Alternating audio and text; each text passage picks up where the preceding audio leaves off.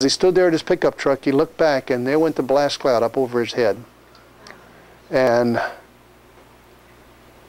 what's he going to do? He just took a picture of the bottom of the cloud. Within another couple minutes, that blast cloud then had settled back down.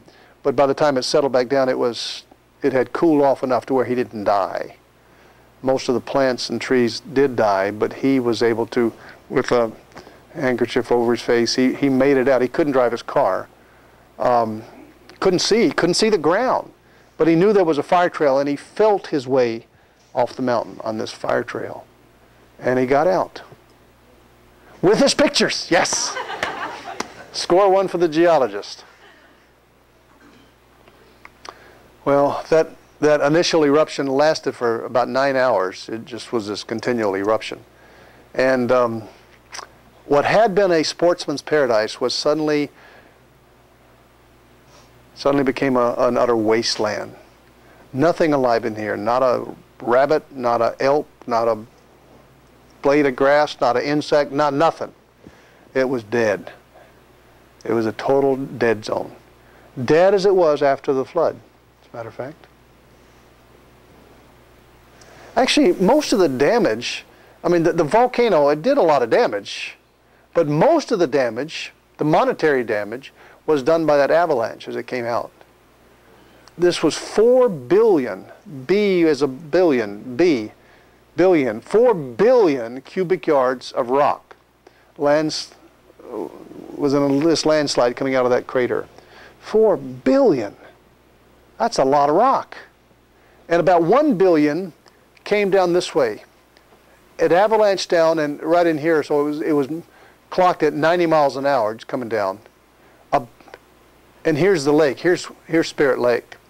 Can you imagine what would happen if you would take a billion cubic yards of rock and plop it into a lake at 90 miles an hour? Plop, that's another geologic term. You know what happens when you take a rock and you throw it into a puddle? It makes a ripple. What kind of a ripple do you think would be caused by a billion cubic yards of rock slamming into a lake at 90 miles an hour? Come off the side of a dinky volcano. Well, you be thinking about that. I'll come back to it in a minute. The other 3 billion cubic yards of rock came down this way, this side of the ridge, and it came down, and it came down. It just came down. It came down. Just a big pancake of stuff. And then another one. And then another one. And before it was over, 600 feet of water-deposited strata, muds were deposited right in here as sediments. What does and some of these muds were flowing at 90 miles an hour. I can hardly imagine that. I can't imagine that. Some of them were flowing at 40 miles an hour. I guess I can imagine that. Imagine it. I've never seen it. You know, if I had speculated on this kind of thing happening before, if you had a 90 mile an hour mud flow and it deposited material, okay, but what would that material look like? You know, when you're studying rocks, you look for what's called internal structure, sedimentary structure. You see internal layering of layers, individual layers, or maybe cross bedding or something. I mean, you look for this internal sedimentary structure. I guess if you had asked me, I would have thought that this mud would be just all mixed up. It would just be mixed up like cement on a cement truck and just laid out below there. And I guess I wouldn't have thought there'd be any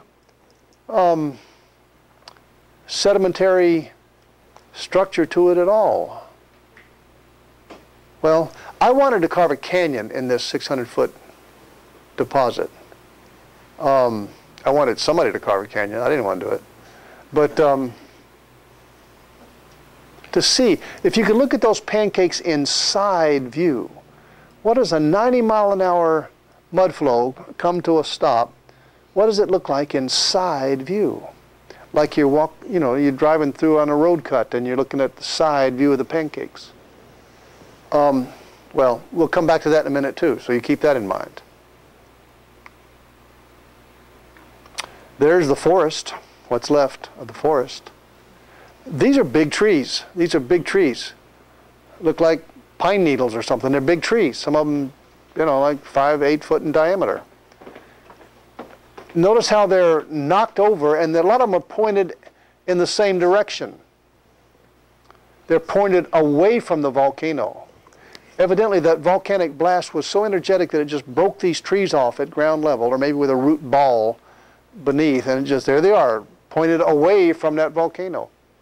And I don't know, if you're ever out in the state of Washington, they built a road up through those, the blowdown zone they call it, and you got to go see it.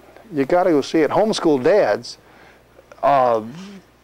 kids are this is a very good teaching moment when you go in there, and you just see 150 square miles of blown down forest and recognize that it was all destroyed in a matter of minutes. This is a good place to talk about the wages of sin, because this is a dead zone. A lot of those trees, then they got trapped in the natural drainage of the mountain. This is a river that was there before, and of course a bridge built across the river.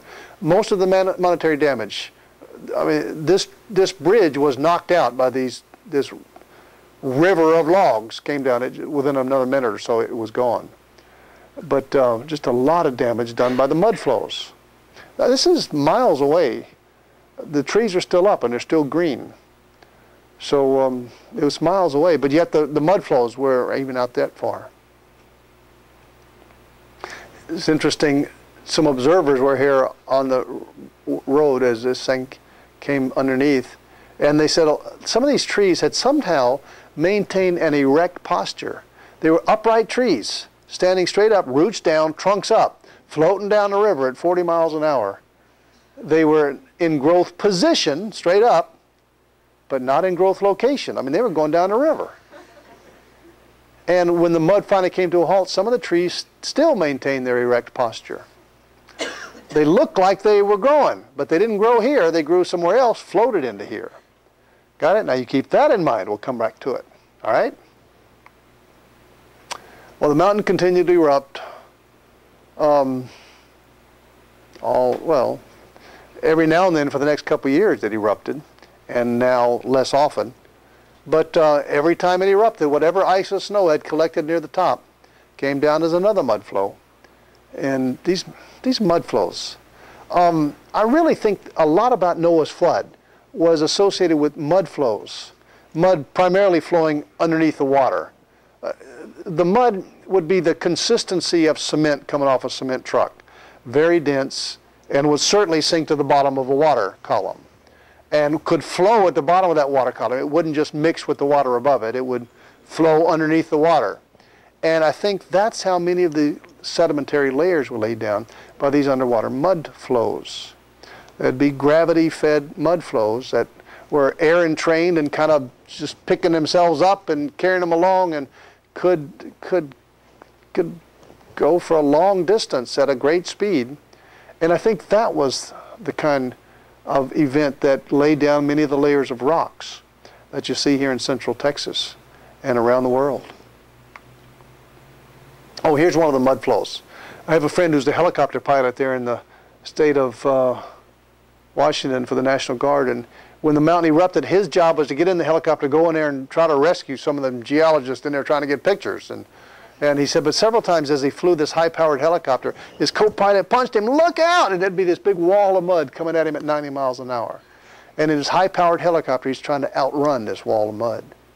And that's the kind of thing I think was happening at the bottom of the ocean during Noah's flood. This is in the air, but